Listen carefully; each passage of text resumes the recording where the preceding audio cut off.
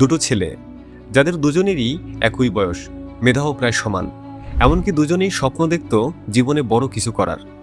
কিন্তু পার্থক্য ছিল, একজন প্রতিদিন সকালে উঠে ঠিক করে নিত আজ সে কী করবে, এরপর সেই অনুযায়ী নিরিবিলি স্থানে বসে ফুল ফোকাসের সাথে সে তার কাজ শুরু করে দিত। অন্যদিকে আরেকজনও ঠিক করত আজ সে অনেক কিছু করবে, কিন্তু সকালে ঘুম থেকে ওঠার পরপরই সে তার মোবাইল ফোনটি হাতে নিত। একটি রিল দেখতে গিয়ে কাটিয়ে ফেলত ঘন্টার পর ঘন্টা, পড়তে বসেও ফোকাস থাকতো না, বইয়ের পাতায় চোখ থাকতো কিন্তু মাথায় ঘুরত অন্য কিছু। এভাবে চলতে চলতে 5 বছর পর দেখা গেল একজন তার লক্ষ্যে পৌঁছে গিয়েছে, ভালো চাকরি পেয়েছে, ক্যারিয়ার গুছিয়ে নিয়েছে, কিন্তু মোবাইল ফোনে ব্যস্ত থাকা সেই ছেলেটি আজও আগের মতোই আছে। সমান মেধা থাকা সত্ত্বেও দুজনের চিন্তাধারা ও কাজকর্মের জন্য দায়ী হলো আমাদের মাথার ভেতরে থাকা একটি হরমোন, যার নাম ডোপামিন। এই যে তুমি ফোকাস করতে পারছো না, পড়ায় মন বসছে না, কাজ শুরু করেও শেষ হচ্ছে না, এর পিছনে শুধুমাত্র তোমার ইচ্ছে শক্তি নয়, ব্রেনের ডোপামিনও সমানভাবে দায়ী। আর একবার যদি তুমি তোমার ডোপামিন হরমোন ঠিকভাবে ব্যবহার করতে পারো, তাহলে তোমার ব্রেনকেও তুমি নিজের কন্ট্রোলে নিয়ে আসতে পারবে। নগরবাইস্কোপের এই ভিডিওতে আজ আমরা সেই বিষয়গুলোই জানব। প্রথমে জানব ডোপামিন আসলে কি, কেন তোমার ব্রেন বারবার ফোনের দিকে টানে, কেন গুরুত্বপূর্ণ কাজ করতে গেলেই মনটা অন্যদিকে চলে যায়। এরপর জানব কেন রিলস দেখা এত সহজ কিন্তু পড়তে বসা এত কঠিন, অথচ দুটো কাজই একই ব্রেন করছে। আর তারপর জানব সফল মানুষরা কিভাবে এই ডোপামিনকে নিজের কাজে লাগায়। এবং শেষে থাকবে এমন কিছু সহজ উপায় যেগুলো তোমার ফোকাস বাড়াবে ও সময়ের সাথে সাথে তোমাকে চিরতরে বদলে দেবে। বন্ধুরা, ডোপামিন হলো ব্রেনের এমন একটি কেমিক্যাল যাকে আমরা ফিল গুড কেমিক্যাল বলে জানি। কিন্তু এখানে একটা বড় ভুল ধারণা আছে। আমরা ভাবি ডোপামিন মানে সুখ, আসলে তা না। ডোপামিন সুখের অনুভূতি না, বরং এটা হলো চাওয়ার অনুভূতি। কিছু একটা পাওয়ার ঠিক আগে যেই টান তুমি অনুভব করো, সেটাই ডোপামিন। ধরো তোমার ফোনে একটা নোটিফিকেশন আসলো যা এখনো তুমি দেখোনি, আর ঠিক তখনই তোমার মনে জেগে উঠলো এক কৌতূহল, কে মেসেজ দিল, কে কি লিখলো। এই কৌতূহলটাই আসলে ডোপামিন। আর মজার ব্যাপার হলো, নোটিফিকেশন খোলার পর যতটা ভালো লাগে তার চেয়ে বেশি ডোপামিন রিলিজ হয় খোলার ঠিক আগের মুহূর্তে। এক কথায় বললে, ব্রেন তোমাকে জিনিসটা পাইয়ে দেওয়ার আগে যতটা উত্তেজিত করে, জিনিসটা পাওয়ার পর ততটা আনন্দ দেয় না। এই জন্যই একটা রিল দেখার পর তুমি সাথে সাথে আরেকটা রিলে চলে যাও, কারণ ব্রেন তখনও সেই চাওয়া বা কৌতূহলের মধ্যে আটকে থাকে যে পরবর্তী ভিডিওতে সে কি দেখতে চলছে। এখন প্রশ্ন হলো, আমাদের ব্রেন কেন এমন করে? এর উত্তর খুব সহজ। আমাদের ব্রেন কখনো ভালো মন্দ বোঝার জন্য কাজ করে না। ব্রেন শুধু একটা জিনিস বোঝে, আর তা হলো কোনটা থেকে দ্রুত রিওয়ার্ড, পুরস্কার বা আনন্দ পাওয়া যায়, আর কোনটা থেকে পাওয়া যায় না। রিলস দেখা, গেমস খেলা, ফোনে স্ক্রলিং করা, এগুলো থেকে খুব দ্রুতই রিওয়ার্ড পাওয়া যায়। একটা ভিডিও শেষে আর একটা ভিডিও আসে, আর ব্রেনও সাথে সাথে ডোপামিন পেয়ে যায়। কিন্তু পড়াশোনা করা, নতুন কোনো স্কিল শেখা বা বড় কোনো কাজ শেষ করা, এগুলো থেকে রিওয়ার্ড আসতে অনেক সময় লাগে, কখনো কখনো মাস পেরিয়ে বছর গড়িয়ে যায়। আর এই কারণেই আমাদের ব্রেন স্বাভাবিকভাবেই শর্ট টাইম রিওয়ার্ডের দিকে ঝুঁকে পড়ে, কারণ ব্রেনের কাছে এটাই একমাত্র সহজ পথ।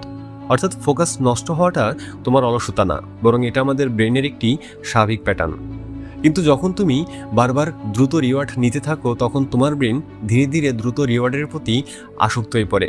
আর যেই কাজে রিওয়ার্ড আসতে একটু সময় লাগে, সেটা করতে গেলেই ব্রেন বিরক্ত হয়ে যায়, মন বসে না, অস্থির লাগে। আর এই জন্যই পড়তে বসলে 5 মিনিট পর পর ফোন হাতে নিতে ইচ্ছে করে, একটা কাজ শুরু করেও শেষ করতে ইচ্ছে করে না।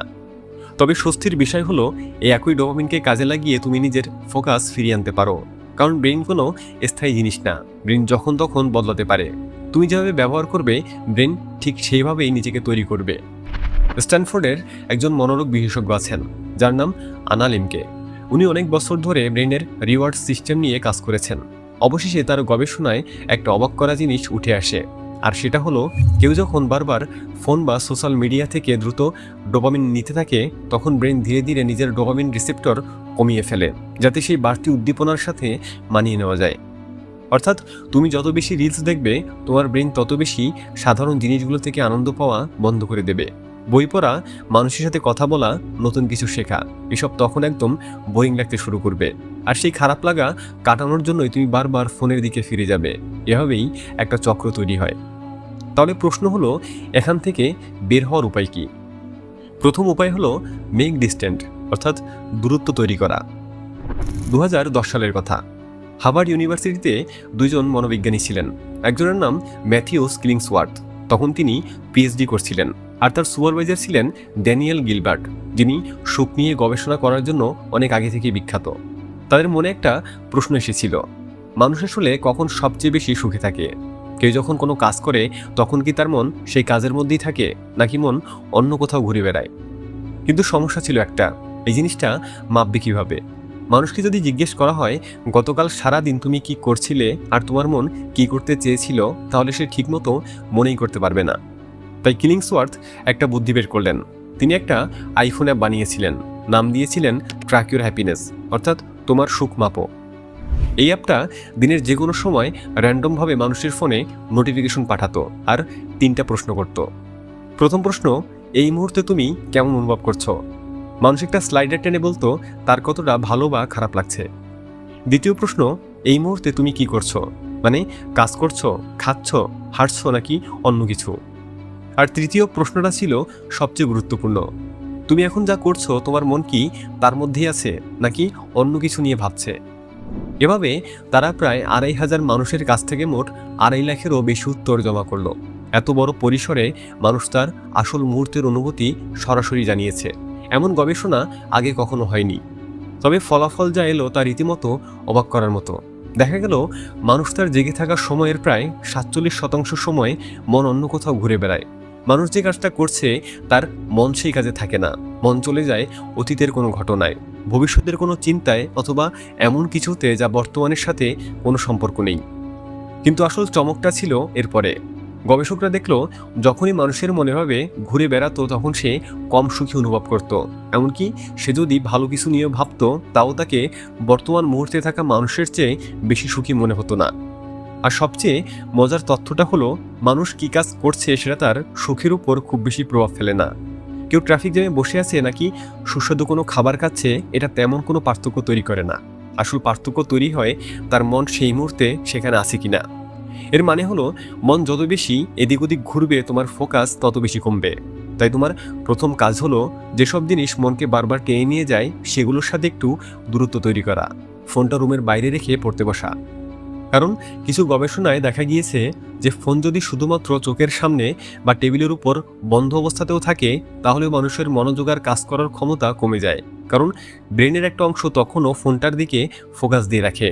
তাই ফোকাস করতে চাইলে ফোনটা শুধু সাইলেন্ট করলে হবে না, চোখের সামনে থেকে সরিয়ে ফেলতে হবে। দ্বিতীয় উপায় হলো যে কোনো কাজকে ছোট ছোট করে ভাগ করা।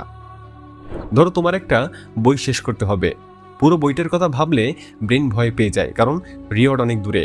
কিন্তু যদি বলো শুধু 10 পাতা পড়বো, তাহলে লক্ষ্যটা অনেক ছোট হয়ে যায়। আর 10 পাতা শেষ করার পর তুমি নিজেই কিছুটা শান্তি অনুভব করো। এই তৃপ্তিটাই আসলে ডোপামিন। তো বন্ধুরা, এখন তুমি জানো যে কেন তোমার ব্রেন ফোকাস করতে পারে না। এটা আসলে তোমার দোষ না, তোমার আলসেমিও না, এটা শুধু একটা সিস্টেম। আর প্রতিটা সিস্টেমেরই একটা নিয়ম আছে। সেই নিয়মটা বুঝে গেলে তুমি সেটাকে নিজের পক্ষে কাজ করাতে পারো। মনে রেখো, যেই ব্রেন এখন তোমাকে বারবার ফোনের দিকে টানছে সেই একই ব্রেন একদিন তোমাকে টেনে নিয়ে যাবে তোমার লক্ষ্যের দিকে। শুধু তোমাকে ঠিক করতে হবে যে তুমি ব্রেনকে কি শেখাচ্ছ। মনে আছে শুরুতে যেই দুজন মানুষের কথা বলেছিলাম, তাদের মধ্যে পার্থক্যটা মেধায় ছিল না, পার্থক্যটা ছিল একজন প্রতিদিন ছোট ছোট করে নিজের ব্রেনকে ফোকাসের অভ্যাস শিখিয়েছে, আর আরেকজন প্রতিদিন নিজের ব্রেনকে শুধুমাত্র আশা দিয়ে গিয়েছে। এই জন্যই আজ দুজনের দুরকম পরিণতি। ভিডিওটি ভালো লাগলে একটা লাইক করতে পারো, আর চ্যানেলে নতুন হলে সাবস্ক্রাইব করতে পারো। তো দেখা হচ্ছে পরবর্তী ভিডিওতে। আজকের মতো এখানেই বিদায় নিচ্ছি। ধন্যবাদ।